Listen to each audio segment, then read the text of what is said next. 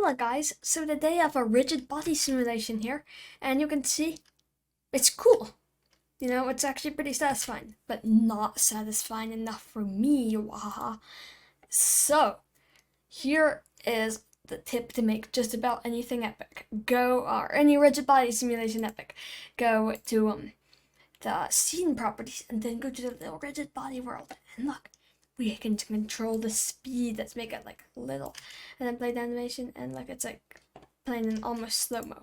But say we want it to go fast and then we want it to slow down a lot. And then, speed up again, and then it's gonna look so cool. So, it's easy. Turn on auto keying. Now, head to the spot where you want it to slow down.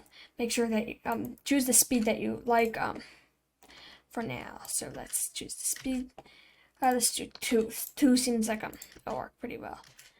And let's choose frame 20, I think. And now we want it to slow way down. Actually, let's do frame 17. And now we can press the still keyframe button. And now we go a few frames later. And then we press the keyframe button again and we change it to 0.1. Wahaha. And then watch this. And then about here is where I want it to start speeding up again. So I click on this keyframe, press Shift D to duplicate and move it over here. Then to say it's the same, then this little orange thing will pop up. And now we'll duplicate this keyframe and press Shift D and move it a few frames after the first. Check this out.